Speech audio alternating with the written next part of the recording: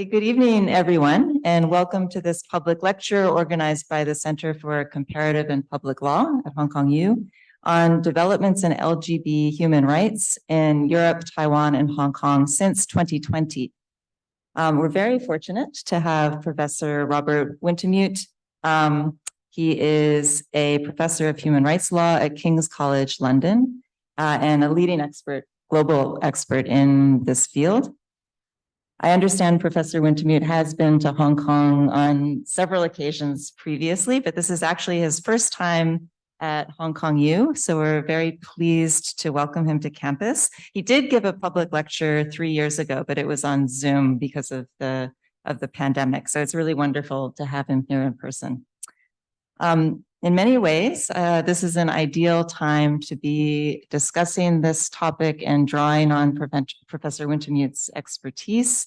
As most of you are aware, the Hong Kong Court of Final Appeal handed down a landmark decision in early September, ruling that the government must provide some sort of framework for legal recognition of same-sex relationships in Hong Kong. And I recall back in 2020, during Professor Wintemute's public lecture, he assured us at that time that things will likely get better. And I think this recent development certainly seems to support that prediction. There's still quite a few challenges in Hong Kong. The court did not recognize a right to same-sex marriage. We still don't have legislation prohibiting discrimination on the grounds of sexual orientation in the private sector. And by the way, we'll be hosting another event on Wednesday, sort of a mini conference, seminar, where we'll discuss in greater detail the CFA's decision. So I would welcome all of you to join us for that event also. And also, I mean, this week, Hong Kong is hosting the first Gay Games in Asia. And this is a celebration of unity and diversity through sports, culture, and fun. And it started in 1982. And I just learned that Professor Wintemute was actually attended the Games in 1982 and has attended ever since. Okay, so it's held every 4 years in different cities around the world. But I think also Hong Kong's hosting of the Games this year is also a very positive sign for future positive developments in this area. And I also learned that Professor Wintemute is not just attending the Gay Games in Hong Kong this week, but he is an athlete. He's participating and he's already won 2 gold medals so far, right? And you still have several events coming up. Professor Wintemute has a very illustrious CV. I won't take the time now to read out all of his very impressive accomplishments, but instead I'll save time and hand the floor over to Professor Wintemute and have him present his remarks. But before I do, I should just add that for those of you who are joining us online on Zoom tonight, please do feel free to type any questions or comments into the Q&A box, not the chat box, which is disabled. Okay, so the Q&A box, and hopefully we'll have plenty of time for questions and discussion at the end. So please join me in welcoming Professor Wintemute.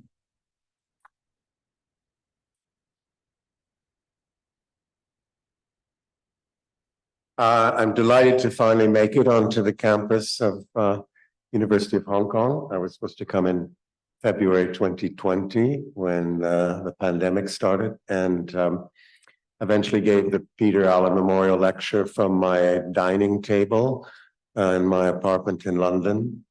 And it was great that the event went ahead, but it was a strange experience because I had a written text of my lecture and it was on my screen and I was reading it, but I couldn't see the audience.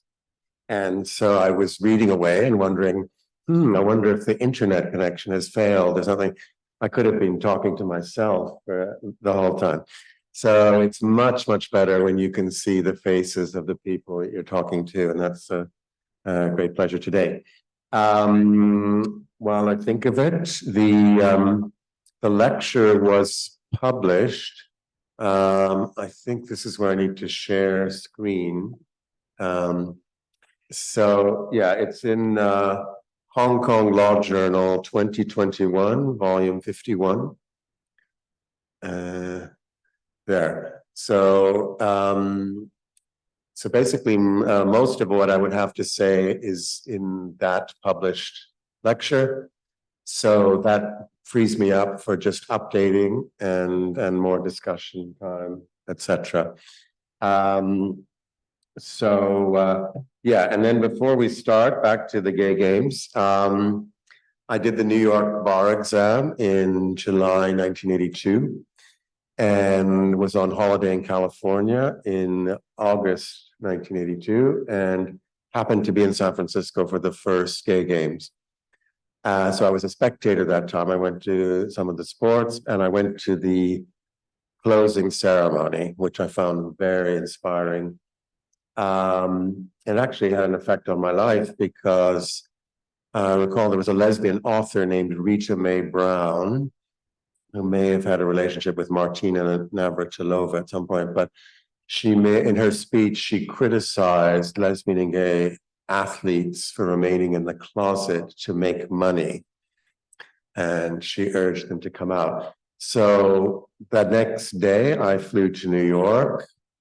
And the day after I started my new job at Milbank, the Milbank law firm in New York, very much in the closet. And I went home that evening and that night I couldn't sleep. I thought I've sold my soul to corporate law and I'm doing just what the author was criticizing. Anyways, I redeemed myself. In 1985, I came out. I was the first openly gay lawyer at the firm. I started doing pro bono work for Lambda Legal Defense and Gay Men's Health Crisis. The work for Lambda introduced me to strategic litigation, the concept of an amicus curiae or friend of the court brief. And 1987, I left for the University of Oxford to do a PhD on sexual orientation and human rights. And eventually in 1998, I approached a non-governmental organization, ILGA Europe, International Lesbian and Gay Association European Region, and said, I think it's time we started amicus curiae briefs in the European Court of Human Rights, where they're called third-party interventions. And so that's 99 and 2000, we did the first one, and I've been doing them ever since, including in the Fedotova and others versus Russia case, which we'll come to later. So the gay games were very important to me, and I participated in track and field in San Francisco in 1986, and I've done track or swimming ever since. In Paris 2018, I broke my toe just before the games, so my track was canceled and I did swimming. Here in Hong Kong, there weren't enough people registering for track. It was canceled, so I'm doing swimming and the 5-kilometer road race around Tai Tam Reservoir on Thursday. So very exciting week, packed with activities, in particular the ones here at the University of Hong Kong. So I thought I'd start by with an update on developments in the European Court of Human Rights. And yeah, there's no whiteboard I can write on. No, that's okay. That's okay. I just thought I'd ask. So really, there have been the two major developments in December and January. And they're so significant that when I taught a summer course at the University of Leiden in the Netherlands, for the first time, I asked what is not covered. So basically, the glass is 95% full. So the case law of the European Court of Human Rights since 1981 now prohibits almost every kind of discrimination based on sexual orientation, except, and well, I'll discuss the exception in a minute, but so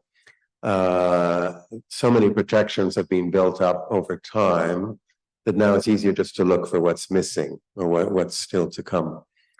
So I suppose I'll start with the development of greatest concern to Hong Kong, which is the question of an alternative legal framework for same-sex couples. So this this started way back in actually about 2005. Two men had tried to get married in Vienna, in Austria, Mr. Schalk and Mr. Kopf, and they decided to take a case to the European Court of Human Rights. And I thought it was a bad idea.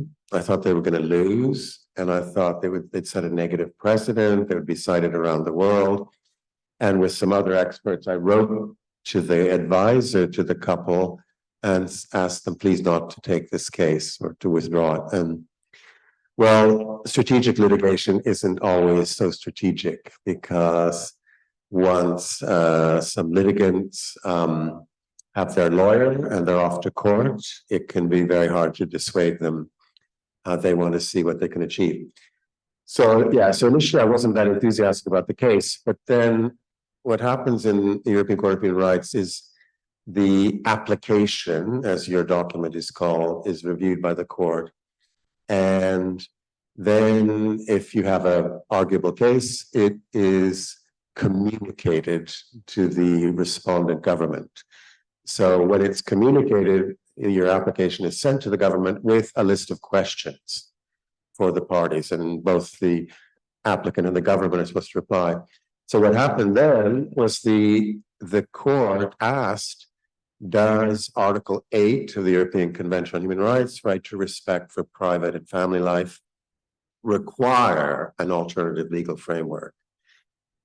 And when I saw that question, I was delighted, because I knew they were going to lose on the marriage question, but this was something that had a chance of success.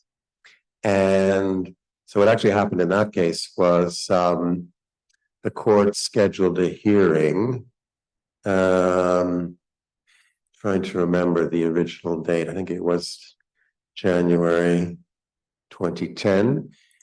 And the Austrian government panicked and rushed a bill on registered partnership through the Austrian parliament, and it came into effect on the 1st of January 2010. So when the hearing was held, the Austrian government could actually say, we have provided an alternative legal framework.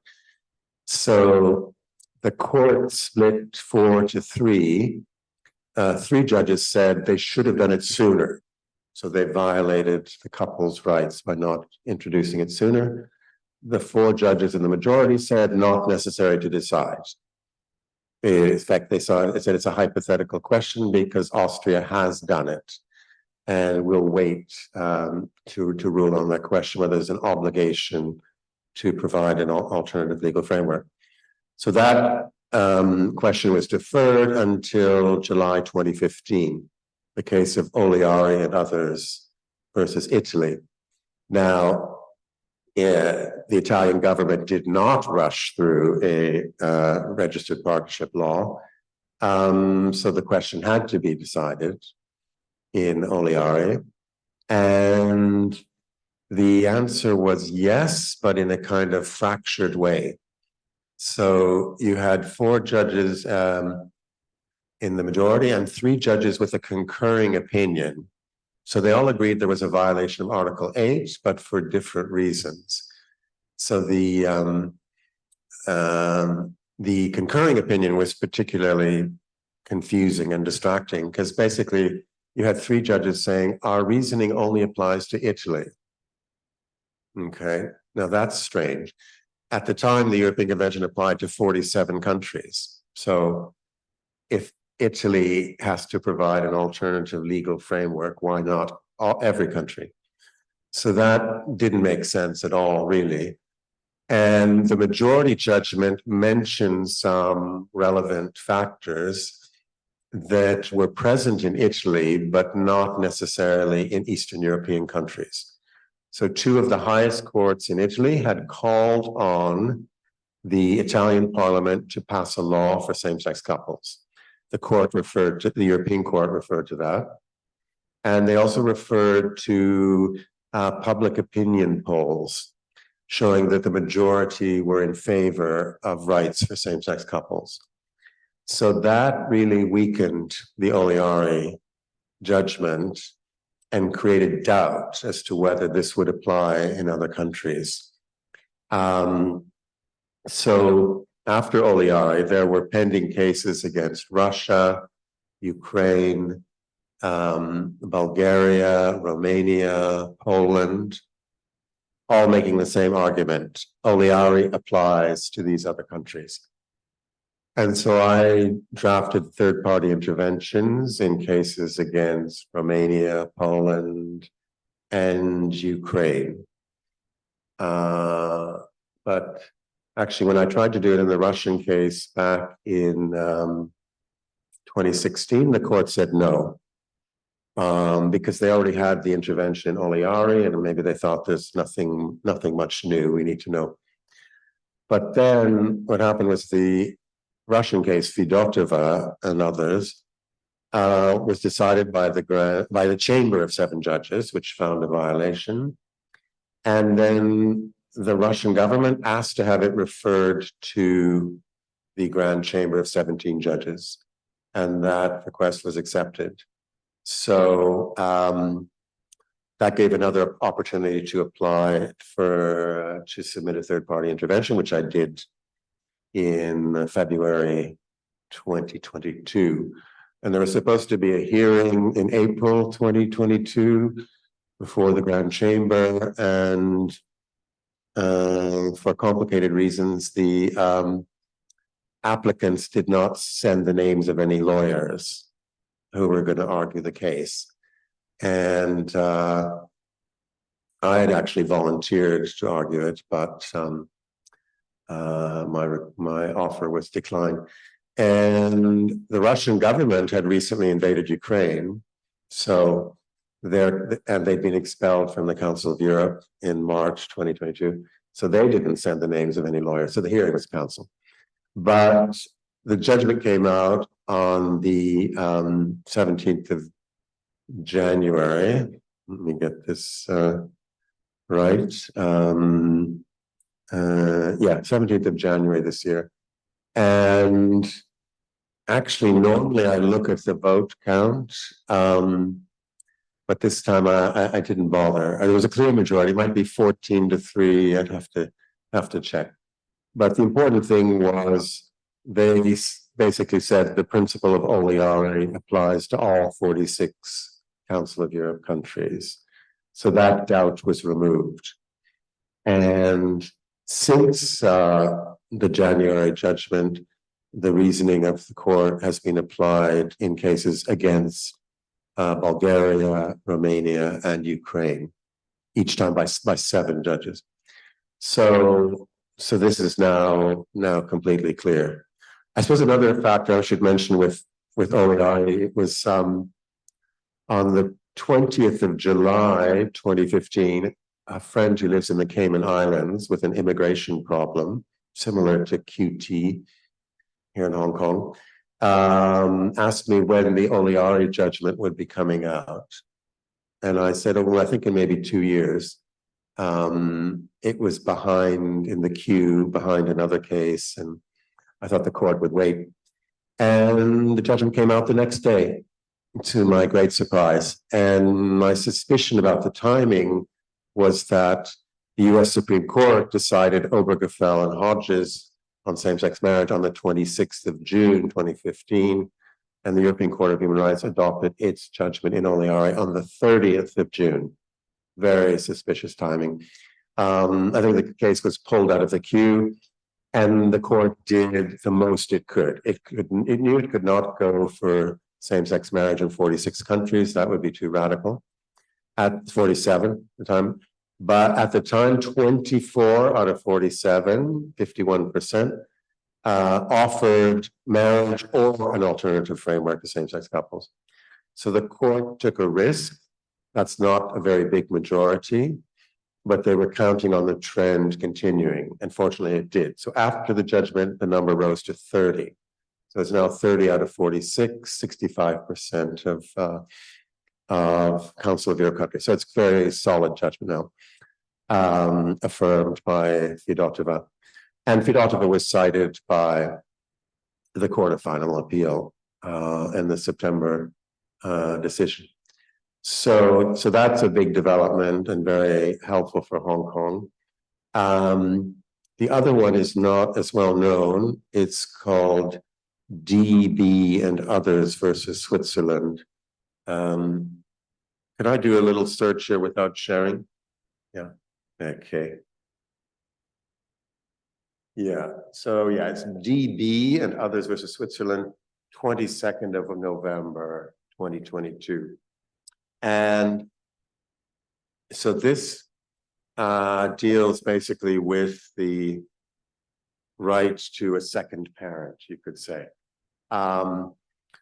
So back in 2012, there was a case called Gaz and Dubois versus France, that's GAS and Dubois, DUBOIS. And I thought it was a perfect case on the facts. Two women in Paris had a child through donor insemination in Belgium. At the time, it was illegal for them to have it in France. And so they took the train to Brussels and had the insemination. One of them gave birth to the child in Paris. And under French law, the child had one legal parent, the birth mother. And so it seemed like a very strong case. If the birth mother's partner adopted the child would have two legal parents, it'd be good for the child, etc. And what I learned about that case, from that case, was that sometimes it's better to have good law rather than good facts.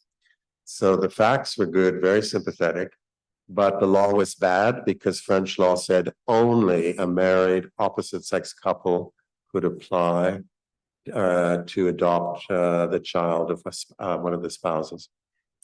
And so the court basically said, well, there's this right is attached to marriage, and you're being treated the same way as unmarried opposite-sex couples, no discrimination. So the case was unsuccessful in 2012. 2013, a different case from Austria, X and others versus Austria, went to the Grand Chamber. And the difference in the case, the facts were bad in my view, because two women were raising a boy born from a prior relationship between one woman and a man. So the boy knew his birth father and had contact with him. And the birth father was, of course, a legal parent. And so there would be a question of whether his rights should be taken away. So not sympathetic facts. But the law was very good because it said unmarried opposite-sex couples may propose to adopt each other's children. And the Austrian Supreme Court really helped us win the case, because the court just said, well, this proposed adoption is a legal impossibility. It can't happen in Austria, which meant it was all about the law, the discriminatory law, not the facts. So whether the adoption would ever be approved didn't matter. And so that was a first success with regard to adoption, but it didn't affect the court distinguished Gaz and Dubois versus France, because their second parent adoption was linked to marriage. It was not linked to marriage in Austria. So Gaz and Dubois stood for 10 years until November. But I think in DB and others, the court has implicitly overruled it without citing it. So what happened in DB and others was two men in Switzerland had a child through surrogacy in the US. And initially, when they took the child back to Switzerland, the child had one legal parent, the genetic father, and there was no way for the father's partner to become a legal parent. In the middle of the case, Switzerland changed the law. They allowed, the two men were registered partners, and they said registered partners can now adopt each other's children. And so when I heard about the case, I thought, oh, they're going to dismiss this case. There's a procedure, they can strike a case from the list because the matter has been resolved. So basically declare it moot. they got what they wanted, so there's no need for us to rule on this. For that reason, I didn't even propose a third-party intervention. I picked another case against Poland. It's a bit like betting on horses in the European Court of Human Rights, because you don't know which case is going to go all the way to a judgment. In any case, the court says in November, it's true, this matter has been resolved, but this is a human rights issue that arises in other countries, so we're going to rule on it.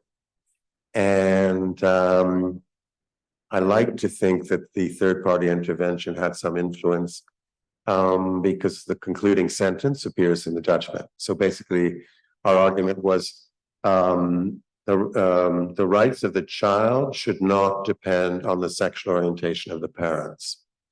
So the court had already said in a heterosexual context involving surrogacy that France had to create a legal relationship between the wife of the genetic father of the child and the wife, between the child and the wife, who was the second parent raising the child, because it's in the best interest of the child.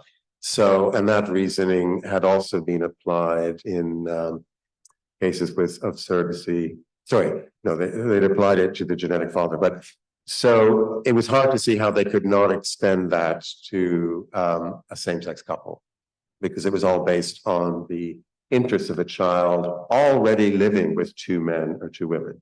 And that's what has always made these cases quite easy for judges in the US and Canada. They would always say, well, is it better for the child to have two legal parents or one legal parent?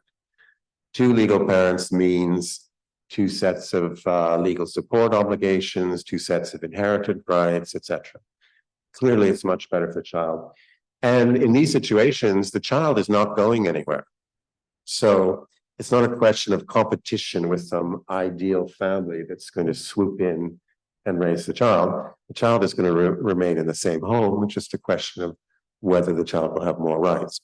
So effectively, that's the argument that prevailed in the DB and others case. And so this can be used in the upcoming debates in Hong Kong. So those are the two big developments in Europe. To allow for more time for discussion, we have with Taiwan. I'm sure you're following developments there. The situation in Taiwan was actually very similar to Belgium, which was the second country in the world to introduce same-sex marriage in 2003. So they introduced it with no adoption rights at all, not even second parent adoption.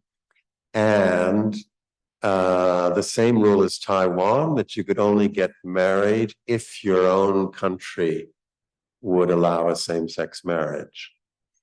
And Belgium later removed both of those restrictions, so introduced full adoption rights and the right, I think the rule is just one spouse has to be a resident of Belgium, but the fact that your own country wouldn't allow you to get married is it's no longer a problem. And we've seen the same thing in Taiwan. So understanding now is that maybe a resident of Taiwan can marry anyone in the world except resident or citizen, I'm not sure what the test is, of mainland China. I think what's going on there is you can actually go back to a history of same-sex marriage in the US. The first court to introduce a preliminary favorable ruling was the Supreme Court of Hawaii in 1993, a case called Bear versus Lewin. And so it was thought that the first state that would allow same-sex marriage would be Hawaii, and that same-sex couples from all over the US would fly to Hawaii, get married, have a nice honeymoon, and then fly home and demand legal recognition. So I imagine Taiwan has enough political problems that they don't want huge charter flights of same-sex couples from mainland China coming in and flying back, and couples demanding recognition, Richard. So, but yeah, so that rule has generally been removed for most of the world. And as I understand it, in May 2023, full adoption rights were introduced. Initially, it was only second parent adoption. Now it's also joint adoption of an unrelated child. So, yeah, so now we can turn to Hong Kong, but I should just let me go back to the glass being 95% full in the case law of the European Court of Human Rights. So basically, no marriage for the moment. There are 20 out of 46 countries have marriage. That's 43%. So I think it'll have to creep up to at least 24. But I'm hopeful that within the next 7 years, by 2030, that could happen. And the right to adopt an unrelated child jointly is not there yet, because it's a right linked to marriage, and you can't use the best interest of the child argument, because in many cases the child has not been identified, the child has not been placed in the home, etc. So it's a slightly more difficult case. But as I said, almost everything else is covered by the case law of the European Court of Human Rights. So what's going to happen in the forthcoming legislative debate in Hong Kong?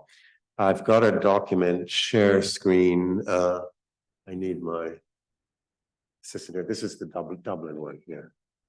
So I was trying to think of a talk that I've given in a similar context. And I remembered I gave one in Dublin in the Republic of Ireland. This is April 2005. So the Civil Partnership Act 2004, which applied to the whole of the United Kingdom. I think it got royal assent in November 2004. It came into force on the 5th of December 2005. So this was the period when civil partnership was about to happen in the UK and Ireland had nothing. So when I gave this talk, here it is. I came up with a list of options.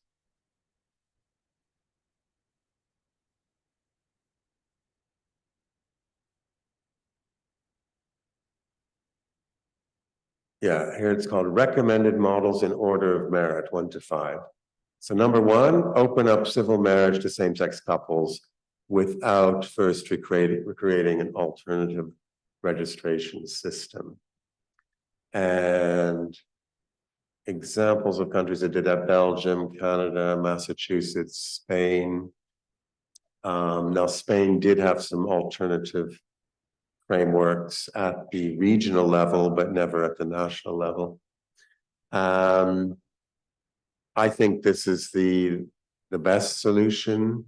And actually, people who want to maintain marriage as the only form of legal recognition should go for this option, because if you create something new, there will at some point be a debate about extending it to opposite sex couples.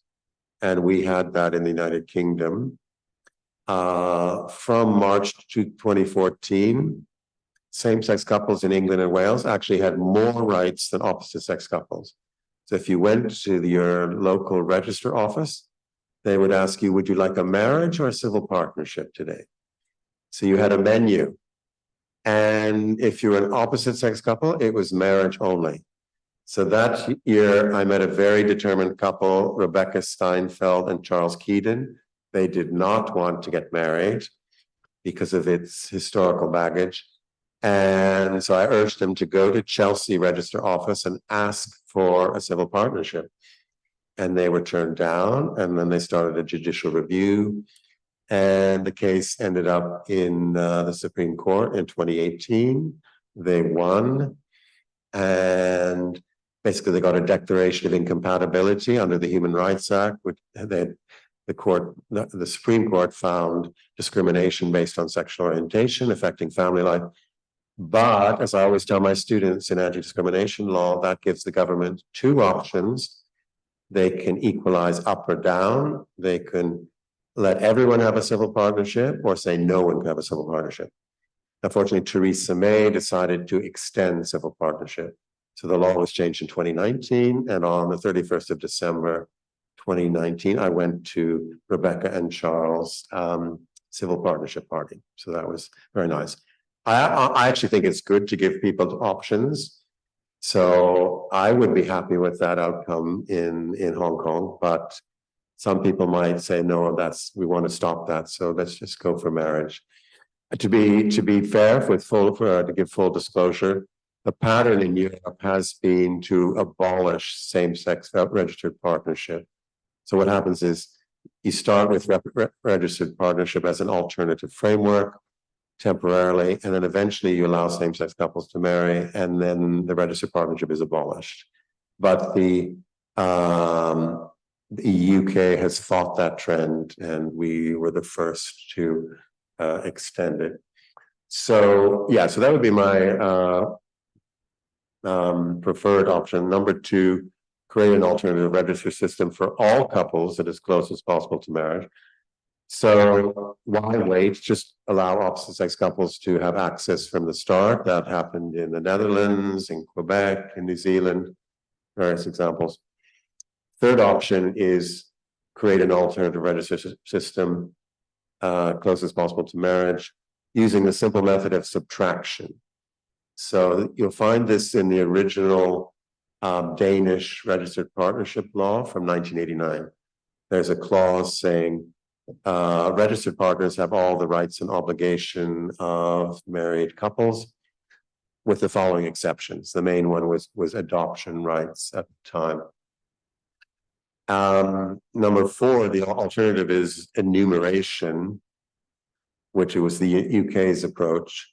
So they create something new and they list all of the rights and obligations, which is time consuming for everyone to read through it, and also creates the possibility of unintended omissions. So I think it's better to avoid that. Number five, I don't think will be on the agenda in Hong Kong. This was the French approach back in the 1990s. So in France, they were very much against the Danish model. They didn't like the idea of a separate law for same-sex couples. They were also very concerned that a new law must not be as good as marriage for opposite-sex couples. So they created a new law, an alternative framework for all couples, but clearly inferior to marriage. So that outcome is the one to be avoided. So what issues are going to come up? And I'll close with this. Number one is the debate about the name. So there'll be a lot of resistance to allowing same-sex couples to marry. This is the end of the world. Well, it's hard to make that argument in 2023, given the number of countries that have changed the law, including nearby Taiwan. So I think there's a good chance of going straight for marriage, but you have to be practical and strategic. I can refer you to, I organized a conference at King's College London in July 1999 called Legal Recognition of Same-Sex Partnerships. It was published as a book by Harp Publishing in 2001. And it has a chapter by Professor Kees Staaldijk of the University of Leiden. He's professor of comparative sexual orientation law, but of course, particularly an expert on all developments in the Netherlands. And so he wrote about the history of same-sex marriage in the Netherlands, and he called his chapter Small Change. So what helped politically in the Netherlands is they broke the process down into a series of steps. So the registered partnership law granted almost all of the rights attached to marriage. And then so that's 1997, the law was passed. And 3 years later, they introduced same-sex marriage. So first stage was giving rights, and the second stage was, well, we've given the rights, why shouldn't we give the name? So, and that's the same thing that happened in England and Wales. civil partnership 2004, same-sex marriage 2013, 9 years later. So it's a common pattern. So if you're just going to go for the rights, actually there's no reason not to ask for everything. The only sensitive questions tend to be parental rights. So there'll be the question of adoption, second parent adoption, joint adoption, access to donor insemination, and that depends on what the current law is in Hong Kong. I don't know. There's some countries in Europe where any woman can go have donor insemination, whether she has a partner or not. Other countries, she has to have a husband. Some countries, she just has to have a male partner she's living with. So it depends on the current legal situation. But that will be an issue. And then there's the question of surrogacy, which might come up. I don't know how common it is in Hong Kong, but that's where you can go back to the European Court of Human Rights, because France was very resistant to surrogacy. They considered it prohibited in France, and any couple leaving France for surrogacy in California, for example, was seen as committing a fraude à la loi, a fraud against the law. They were trying to avoid French law. So the initial reaction in France was, we're not even going to recognize the father. So the French citizen and resident who was genetically the father of the child brought back to France, they said, no, this relationship doesn't exist, etc. So they lost a case in 2014, Menesson versus France. They said, the European Court of Human Rights said, you have to recognize the genetic father. And then in a second case in 2019, it's called an advisory opinion, 10th of April, 2019. They said, and you have to recognize the wife. Now, the wife did not have a genetic relationship with the child, an egg donor was involved. And but they said, it's in the best interest of the child to have she's raising the child, so there should be a legal relationship. The difference was they gave an option, a choice to France. They said, you can recognize the California birth certificate, which has her name on it. But if that offends you, you don't have to do that, but you have to create a second parent adoption procedure for her. So basically, same-sex surrogacy, surrogacy is a controversial issue, and many feminists are against it completely. But in the lesbian and gay context, it's always about equal rights. So whatever the rights are for opposite sex surrogacy in Hong Kong should be the same for same sex. So yeah, so those are the issues that are likely to come up. And what about the 2-year deadline? So I read the judgment, the September judgment today, and it doesn't say what happens at the end of 2 years, unless I missed something. But I made a proposal in my lecture in December 2000, and you'll find it on page 48. So I said, if at the end of that period a suitable legal framework had not been adopted, the wording of the marriage reform ordinance, the marriage ordinance, and the matrimonial causes ordinance that excludes same-sex couples would cease to be constitutional. References to one man with one woman would be replaced by 2 persons, as in Canada, etc. So that's not in the judgment, but I think it would be possible for the parties to go back to the court after 2 years and say nothing has been done. Please strike down the appropriate provisions of Hong Kong law, which was actually what was going to happen in Taiwan if the law had not been passed. So I don't see why the same thing couldn't happen here.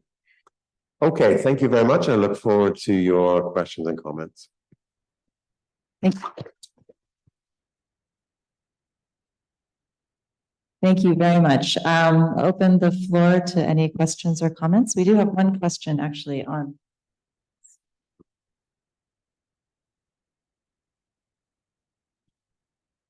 Maybe we'll start with the Zoom question. It So the question is, do you think the situation of global LGBTQ communities will further deteriorate in the following years?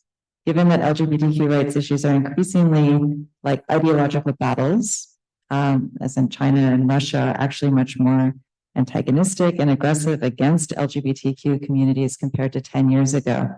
They're fast-paced turning back instead of the other way around. Very good question. How to answer this? Yes, well, Russia is part of a phenomenon that has been seen in Eastern Europe after communism, where religious organizations had been suppressed for many years and have had a strong comeback with the encouragement of governments. So, for instance, in Russia, the Russian Orthodox Church is very hostile to lesbian, gay, human rights, and they've been very influential on the current government. So, yes, Russia is a good example of everything not to do, because Russia, the first issue that came up was visibility. So the idea of a Moscow Pride Parade. And there was an attempt to organize this in May 2006. I actually went to Moscow to participate in that. I was almost physically assaulted in the street. I always say that was the closest I got to the front lines of human rights. And so the city of Moscow refused to allow a parade, and eventually two separate stationary demonstrations were held, and many violent opponents were there. In any case, the case went to the European Court of Human Rights in October 2010, Alexeyev versus Russia, and the court found violations of the convention, basically violation of the right to have a peaceful assembly and discrimination with regard based on sexual orientation with regard to the violation, the right to have the assembly. Actually, there's something very important in that case. I think it's paragraph 84, but the Russian government argued that there was no consensus in Europe on same-sex marriage and adoption. And this is back in 2010. And the court said, well, that's irrelevant, because what we're talking about here is the right to ask for rights or to talk about rights, which is even more fundamental. So Articles 10 and 11, freedom of expression, assembly, association, guarantee your right to propose law reforms, to have meetings, to form associations, to have websites, etc., even though those law reforms might be rejected. So that's an essential feature of democratic society, is the right to talk about the law and talk about proposed changes. So Russia has not complied with that decision, passed a law on homosexual propaganda in 2013, has made the law worse. And so, yeah, I think it's, I suppose this is what people call a culture war. The government is appealing to conservative elements in society and also picking a fight with Western countries and saying, we're not going to be like you. And unfortunately, the LGBT community in Russia suffers. I don't have a solution other than to say I hope there'll be a different government in Russia at some point, which will then rejoin the Council of Europe. But China, I don't really understand what's going on. I gave some talks at Renmin Law School in Beijing in 2007 and Fudan University in Shanghai in 2000, yes, same month, 2007. All went very well, interesting discussion. And I have two colleagues at King's who are experts on China, Ava Pills and Perry Keller, and they tell me it has more to do with civil society organizing, possibly separate identities. I don't know. But yeah, it's disappointing because it had seemed that things in China were moving in the right direction. Turkey is another example where there were pride parades in Istanbul and Ankara from around 2008 to 2014, and those have been suppressed since then. So it is true some countries are going backwards, but I think the long term, I'm an optimist, and I think, well, you see the slogan on the t-shirt, love wins. So maybe we have to put love wins, not necessarily immediately. It could take a long time. Actually, on that note, I had a film trailer I wanted to show you. Just need help with sharing it. So at the end of the lecture in December 2020, I said Asia is changing, and I gave the example of, well, actually, my first example is Brokeback Mountain, the film by the Taiwanese director Ong Lee, which was filmed near my home city of Calgary, Alberta, in the Rocky Mountains nearby and small towns. And I think that should be compulsory viewing for all opponents of same-sex relationship recognition. Now, So that's title, okay. I'll come back to this. gender. Now, Suman title, Singh gender, आपको क्या लगता है female.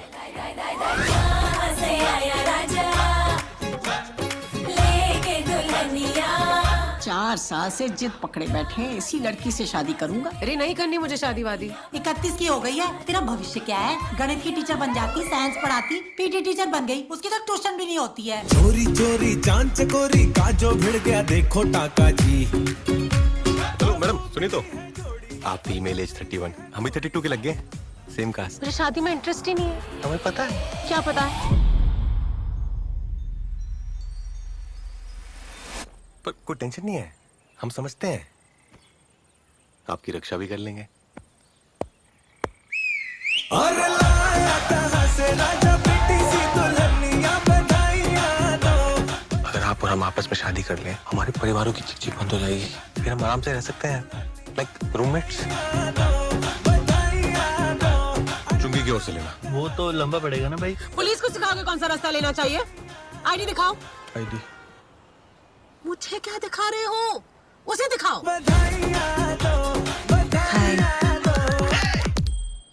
ये कौन? Cousin है। किसकी cousin? Sumi की cousin, एकदम ओरिजिनल रियल कजन है। घटिया बातें करते रहो, घटिया प्लान्स बनाते रहो। तुमने बनाया कोई प्लान आज तक? नहीं, तुम उपले बनाओ, उपले। क्या उपले? अरे वो जो ऐसा गोबर का केक बनाते नहीं, फिंगरप्रिंट लगा के। तुम्हें हम उपले समझाने आए हैं यहाँ पे। यार मम्मी ने बोला था चक्कर ना चलेयो, मैरिज अरेंज कर सिंपल बहुलैयो। अरे गुड न्यूज कब दे हो? वक्त रहते कर लो बच्चा। हमको देखो, first night single shot job done. By god कसम से नियत में कर गई। छोटे से कमरे में रहते हैं, बिस्तर भी छोटा सा ही है। अरे तो फिर क्यों नहीं हो रहा बच्चा? छोटा नहीं है। लट्टू उड़ गया भेजे का जो दिल पे कर गई चोट, बंदी टोट बंदी टोट, हाय दिल पे कर गई चोट, बंदी टोट बंदी टोट, हाँ दिल पे कर गई चोट, बंदी टोट। जैसे आपका कोई इंटरेस्ट नहीं लड़कों में, है ना? पर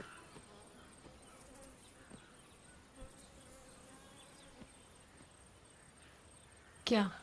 हमारा है। बंदी टोट। Sorry, the subtitles were hard to read there. So at one point, when they're cut under the duvets in their room, the parents are on the phone saying, "Why is it taking so long for them to have a baby?" Okay. And the scene at the end, this is when so you have a police officer who meets, a gay police officer meets a lesbian physical education teacher through his work. They're on the bench and he says to her, I know you're not interested in men. And she said, yeah, that's right. And then he says, I am interested in men. So that's how the plan starts. He says, I'm a gay man, you're a lesbian woman, let's get married and get our parents off our backs.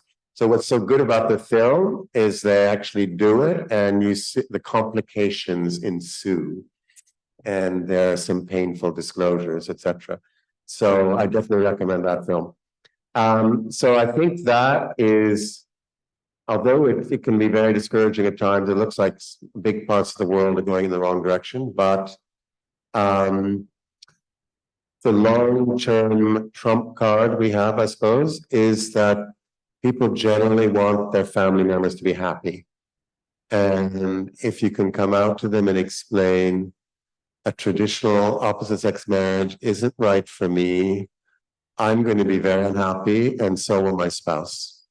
And so I think that's what will help in the long run. Of course, we're up against religious organizations, etc., which makes it difficult. But actually, I was at a conference in Montreal in 2013, and there was a political scientist who was talking about lobbying legislatures, and he said something very interesting, which in a way, the lesbian gay community is a perfect lobbying group because we are sprinkled across society. We're in every extended family. So it's not like an ethnic minority living in an isolated region with no contact with the majority. In theory, every single legislature in Hong Kong, legislator, might have a nephew, niece, cousin, whatever, friend who is LGB. So this is definitely the time to come out. And with regard to the second question, which I haven't addressed, what influences governments most? I think societal changes. So the society is ready for same-sex marriage before the government and the legislature. It develops over time. I've heard that, for example, in the US, the TV series Will and Grace and The Modern Family had a huge effect on society and prepared people for same-sex marriage. So that certainly is very helpful. Just a couple of things about Italy before we continue. Well, I think of them. I remember going to Italy in 2005, and I was checking in at the hotel and said, I'm here for the National Pride Parade in Milan. And the receptionist said, oh yeah, I think there was a proposal for an alternative legal framework. And said, yeah, I'm in favor of that. Same-sex couples should have rights, but mai I bambini, never children. So that was his position then. And in 2016, I took a taxi in Rome, and the same thing I heard from, but what happened in Italy, so the Oliari judgment came out in July 2015. The prime minister was keen to comply, and the law on civil unions for same-sex couples was passed 10 months later in May 2016. So an excellent example of compliance. They did not add second parent adoption rights, but the highest civil court introduced them in May 2016 through case law. So that has been dealt with. But the other thing I just wanted to say about Italy was I went to Rome Pride in June 2016 to celebrate the new civil unions law, and I bought the T-shirt. Most of you probably don't read Italian, but it says "Chi non si accontenta lotta." So he or she who is not content continues the struggle. So the funny thing was, I thought this civil union law was a huge achievement for Italy.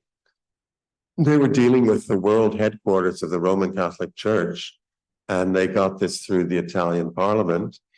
And I thought there was everything to celebrate, but no one was celebrating. They're saying it's not called marriage, doesn't have adoption rights, it's no good. So, well, it's an important stepping stone. That's 2016. It's now 7 years on. Maybe you can start proposing phase 2 in Italy. But yeah, sorry, that was quite rambling, but. Yes, I'll take a couple of questions from the floor, and then we actually have quite a few more questions online. So maybe I'll take 2 questions at a time, if that's all right with you.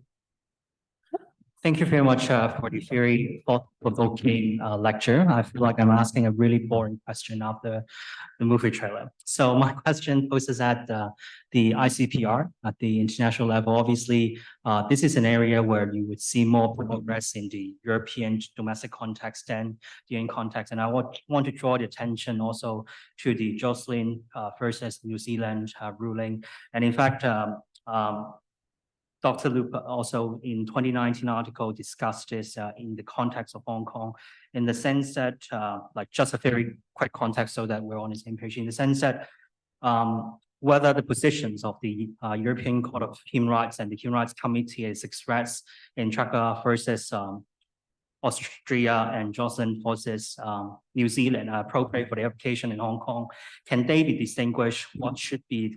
What should the courts bear in mind when evaluating their persuasive value? And the court of final appeal actually answered that question at paragraph 58. As I said, very few of the development described by the European Court in the leading case in Europe apply to Hong Kong. No such clear general truths could be seen in this part of the world, nor do we have any guidance or lead from Human Rights Committee to the same or similar effect. Not that what the Human Rights Committee says is necessarily definitive or binding on our understanding of Hong Kong Bill of Rights. If the Human Rights Committee were of the view that the present interpretation of Article 17 of ICPL should follow the latest understanding of the scope of protection under Article 8 of the European Convention, one would expect it to lose no time in urging the state party to the ICPL enact law to recognize same-sex partnership, whether by way of general comments or concluding observation. However, this is not what we see. So Jocelyn versus New Zealand was where the Human Rights Committee ruled the formulation and the construction of Article 23 is gender, that it's only between men and women. So I also see that in latest academic discussions, some discuss and said in the later communication, like individual communication between Australia and Human Rights Committee, there seems to be evidence supporting reinterpretation in the sense that there should be some movement for Article 26 of the ICPL interpreted in a way that allows for same-sex marriage instead of alternative legal framework. So, of course, the first question is whether you agree that there's a trend. Secondly, whether there's any utility for the ICPL to be actually updated per its interpretation, or whether you see the fix would rather be LGBT treaty, given the current body of human rights treaty with the UN or the SOCIES like treaty on sexual orientation, gender identity, gender expression, and sex characteristics. Thank you. Okay, yeah, a second question. Was there one here? It's just a hypothetical. Could you turn on? So it's just a hypothetical. Sorry, it's just a hypothetical question about the judgment in Hong Kong in September. So I think some of the lawmakers in the Legislative Council here have already made some interesting comments saying it is the rights of the Legislative Council to pass law as they want, and some of them have indeed said that they do not want to have any alternative mechanism, being in place in Hong Kong. So, what would you think about if the Legislative Council fails to pass any law recognizing the alternative mechanism in Hong Kong? And do you have any cases or experience in mind which may be similar to this kind of situation? I think that's my question. Thank you. Would you like to take those two questions? Yeah, so first about the ICCPR. I actually think there's a similarity here with the UK because we incorporated the European Convention on Human Rights into UK law through the Human Rights Act, and Hong Kong incorporated the ICCPR through the Bill of Rights ordinance. And the question arises, do the Hong Kong courts have to follow the UN Human Rights Committee? And then in the UK, it's whether they have to follow the European Court of Human Rights. And the UK courts have generally said they're supposed to provide no less protection, but no more.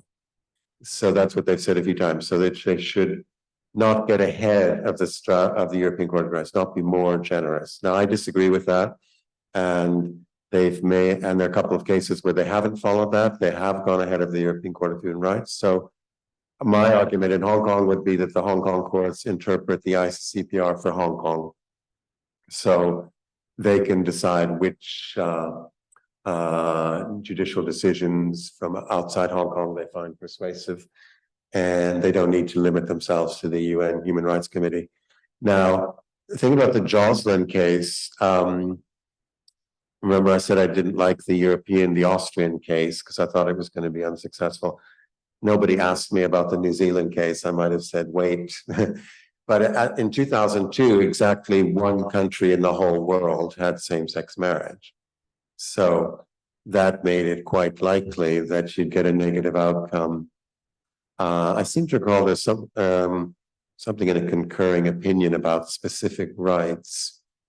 But I think if you went back to the UN Human Rights Committee today and argued that the ICCPR requires an alternative legal framework, I think it'd be a very strong case, given the changes in many countries since then. So that's how I would deal with the ICCPR. By the way, I think you were quoting from the dissenting judgment of the Chief Justice, weren't you?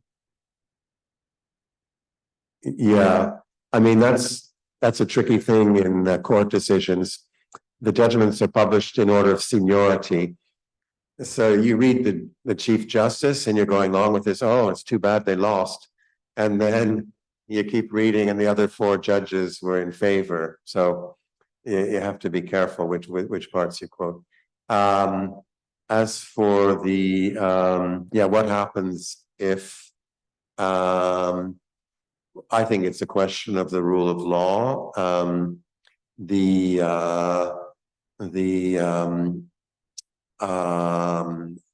Court of Final Appeal has given the legislature the option. They can introduce an alternative legal framework. They have some discretion as to the content, or they can introduce marriage if they want. But doing nothing is not an option consistent with the rule of law.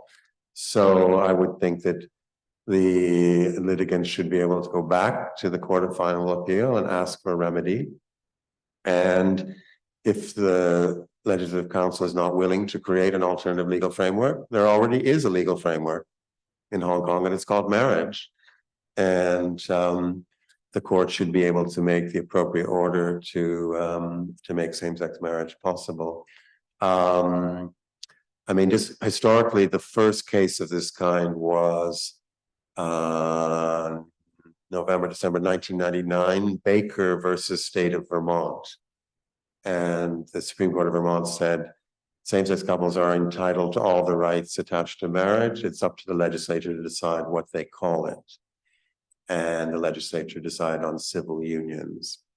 So that was the first case of that kind. But another case that might be useful if it gets to that stage is it's a different issue, but Vriend versus Alberta, VRIEND.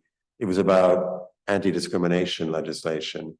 So my home province of Alberta had a reputation for being the most conservative in Canada, and they refused to add sexual orientation to the anti-discrimination law. So Mr. Vreen took a case to the Supreme Court of Canada, arguing that this omission violated the Canadian Charter of Rights and Freedoms, and the court agreed. And by way of remedy, they said, well, we assume that you want an anti-discrimination law and you don't want the whole thing struck down, so we will read it in. So sexual orientation was read in. So I think that kind of remedy is possible. And having mentioned anti-discrimination law, I think I would go for the full package: marriage and a sexual orientation discrimination ordinance, because questions of discrimination inevitably will arise. When civil partnership was introduced in the UK in 2004, the anti-discrimination legislation was amended.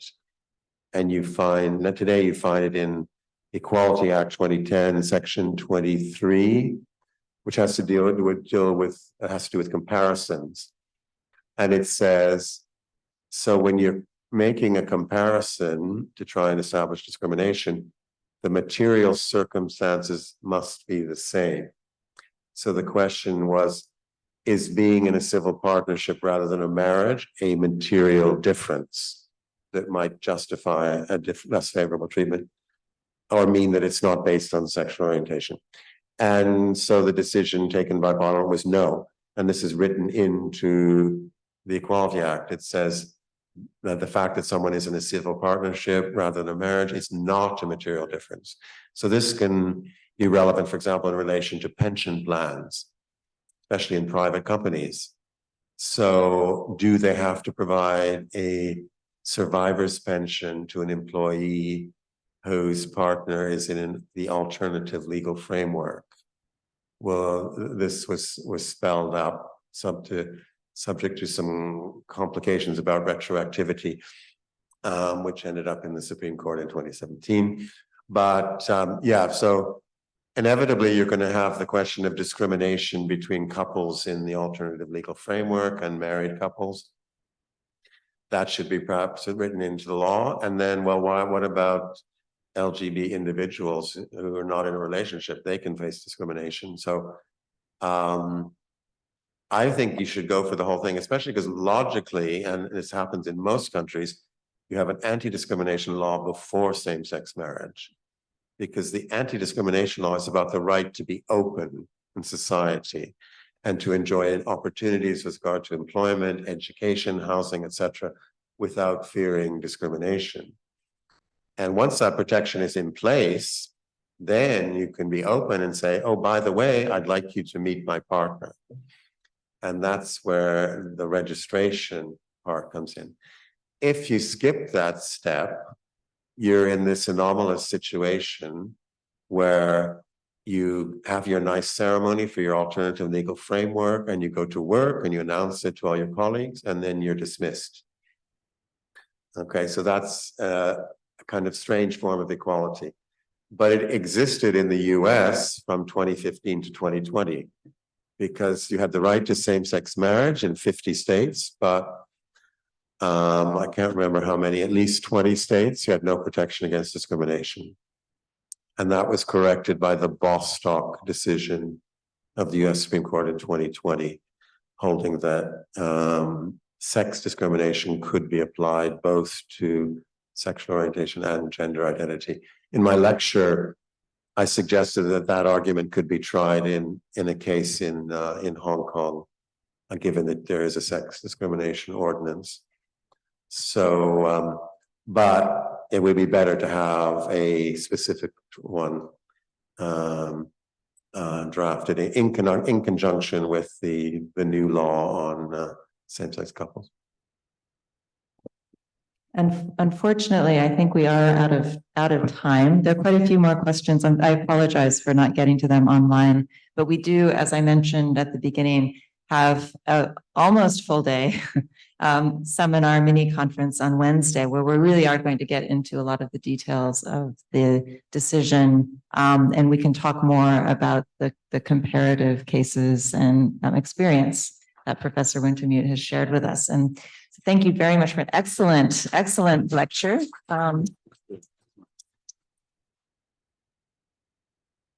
I think you've given us a lot of food for thought and ideas for strategies. I mean, now is the time to really be thinking about how we in Hong Kong move forward in the next 2 years to move the discussion. And hopefully the Legislative Council will act and will act in a way that doesn't produce more litigation, but we'll see. So thank you again very much.